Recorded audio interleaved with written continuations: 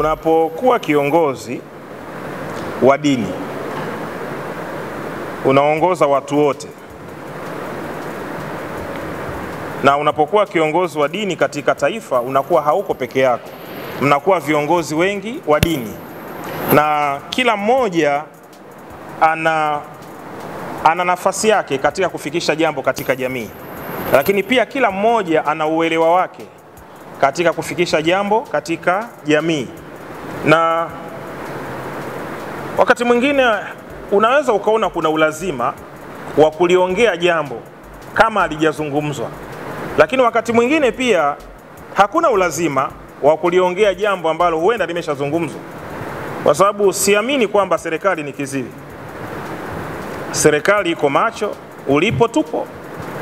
Kwa hiyo hawezi kuzungumza mchungaji fulani, akazungumza padri fulani, akazungumza kiongozi wa kanisa labda la Lutherani, akazungumza nabii, akazungumza mtume, akazungumza shehe, wote wasio wamesikika.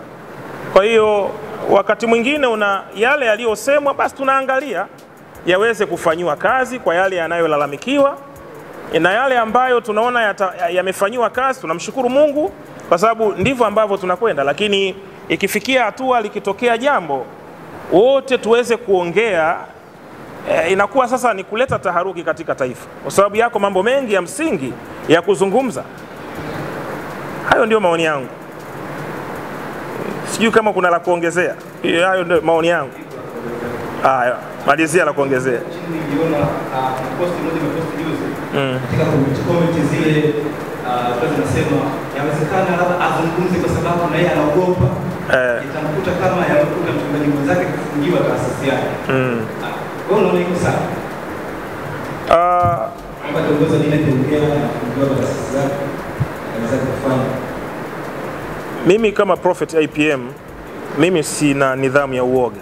Yaani kitu kinaitwa uoga mimi sina kabisa. Lakini haina maana kwamba ukiwa na ujasiri basi ukikaa kimya umeogopa. Hapana. Lakini pia haina maana kwamba ujasiri ni kuongea mambo ya kashfa. Unajua dunia ya leo, ukiwa na upendo unaonekana mnafiki, na ukiwasifia unaowapenda unaonekana chawa.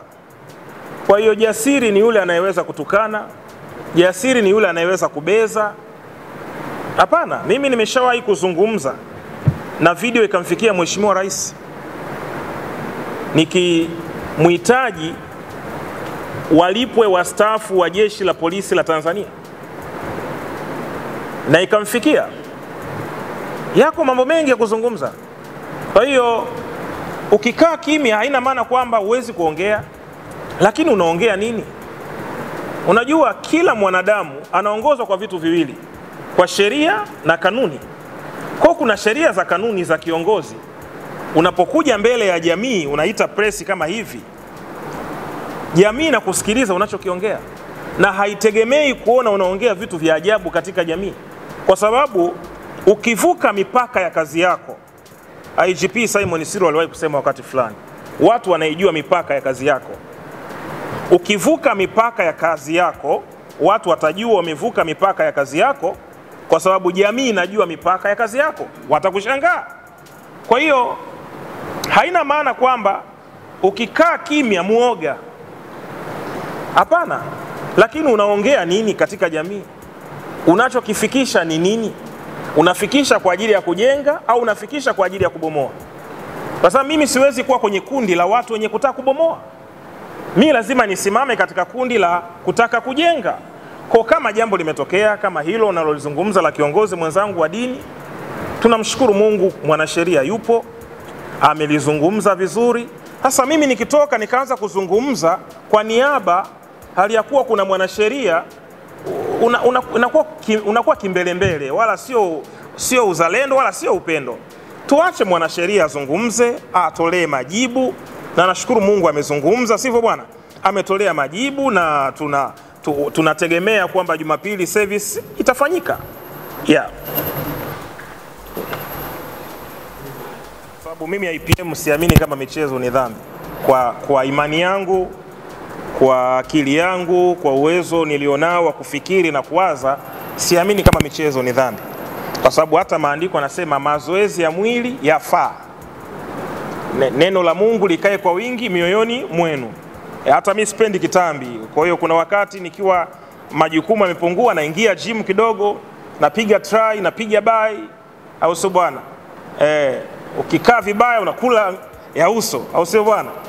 Lakini pia mazoezi yanakufanya kuwa active na kadhalika. Kwa hiyo hatuwakusanyi wanaume kuwaambia wasipende michezo. Wana ruksa ya kufuatilia michezo, lakini pia Mungu, kwa sababu Mungu ndio kila kitu. Kwa hiyo hatuwaambii watu wamrejee Mungu waache michezo, hapana. Mchezo ni ajira. Unaona kuna akina Samata bwana huko, si ndio? Wamepata ajira, wameajiri watu wengine wanafanya michezo na kadhalika. Mchezo sio dhambi, na tunatamani tuwe na wanamichezo wengi zaidi katika taifa letu. Asante.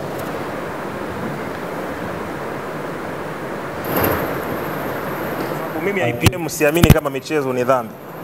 Kwa imani yangu, kwa akili yangu, kwa uwezo nilionao wa kufikiri na kuwaza, siamini kama michezo ni dhambi, kwa sababu hata maandiko yanasema mazoezi ya mwili yafaa.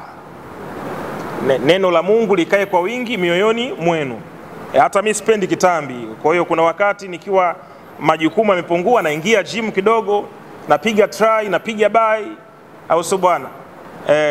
Ukikaa vibaya unakula ya uso, au sio bwana? Lakini pia mazoezi yanakufanya kuwa active na kadhalika. Kwa hiyo hatuwakusanyi wanaume kuwaambia wasipende michezo. Wana ruksa ya kufuatilia michezo, lakini pia Mungu, kwa sababu Mungu ndio kila kitu. Kwa hiyo hatuwaambii watu wamrejee Mungu waache michezo, hapana. Mchezo ni ajira. Unaona kuna akina Samata bwana huko, si ndio? Wamepata ajira, wameajiri watu wengine wanafanya michezo na kadhalika. Mchezo sio dhambi, na tunatamani tuwe na wanamichezo wengi zaidi katika taifa letu. Asante.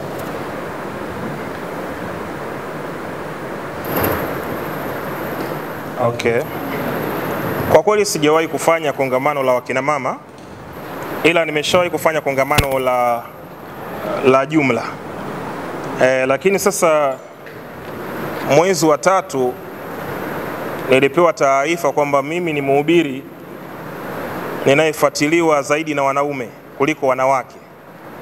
Sisemi kwamba ni mhubiri mimi peke yangu, nimesema katika wahubiri Tanzania, na mimi pia ni mmoja wapo ya mhubiri ninayefuatiliwa na wanaume sana kuliko wanawake.